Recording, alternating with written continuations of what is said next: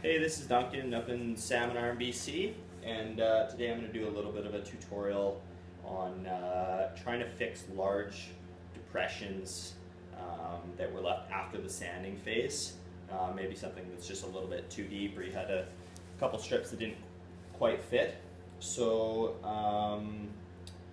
yeah, my plan here is basically to put some patches on top and then sand down.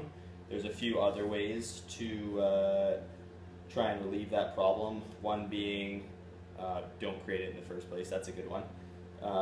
You can sand this out. I've gone fairly deep already. Seems like a lot of work to bring the rest of the wood down around it, and there's a decent chance it'll sand right through the deck in doing that. Other option is during the fiberglassing stage.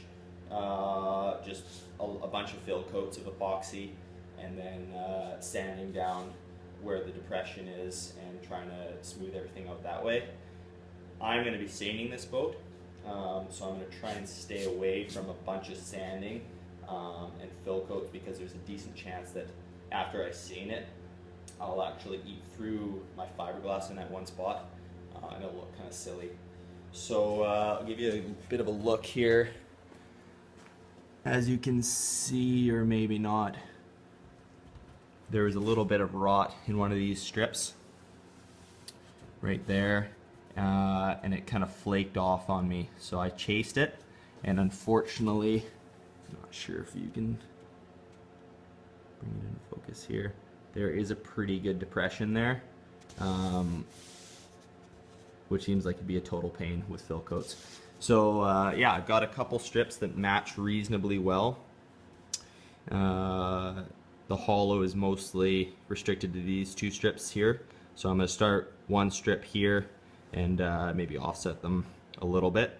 Cut a recess in the deck and then plunk it down in there, recessing it so that whenever I sand it flat, it's going to be the wood showing instead of a large strip of resin.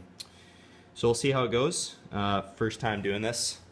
Cross my fingers.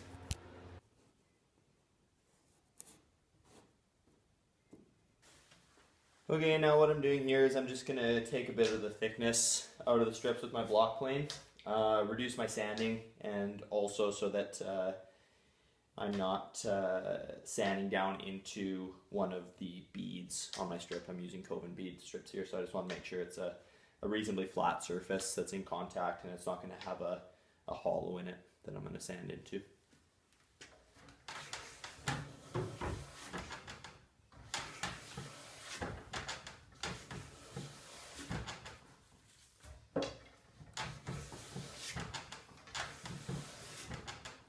Okay, here's a quick view of the first strip that I've matched. Haven't recessed it at all yet, but that's just how it's hopefully going to look, and it matches the grain fairly well. Okay, so I've got both strips cut in there so they look fairly normal. I've offset them so that the scarf joints aren't lining up and don't draw more attention than they need to. And I'll just trace out some lines here with my pencil and then start my cutting into the deck reluctantly.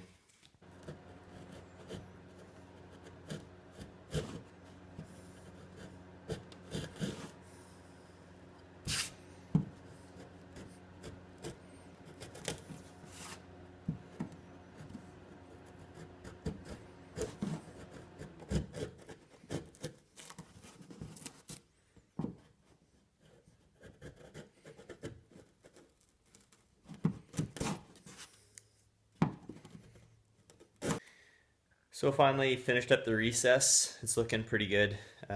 Took a fair bit, probably 45 minutes or an hour of really careful chiseling. Seems to have worked out pretty well. Looking pretty decent there. Probably went down a 1/16 of an inch or something, maybe further towards an 1/8 in other spots. Just kind of slots in there like that. And yeah, overall looks pretty good. I think whenever it flushes out, should blend nicely. Can add some thickened epoxy in there and clamp it for the night.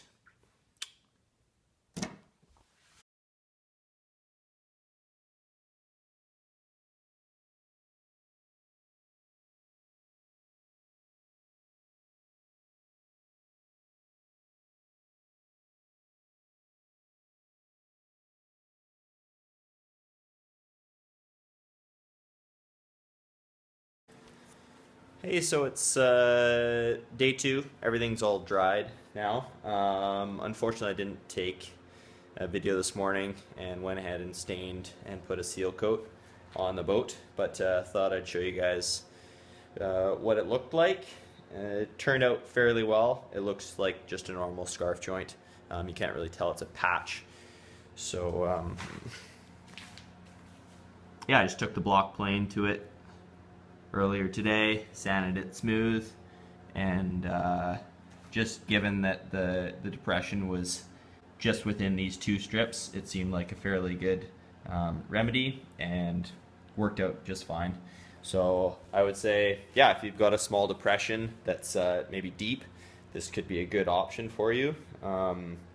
If your depression is spanning, any more than 2 or 3 strips, this method might not be the best option, especially because you're going to be looking at a lot of really detailed chiseling, and there's a pretty good chance that you're going to kind of screw something up in there.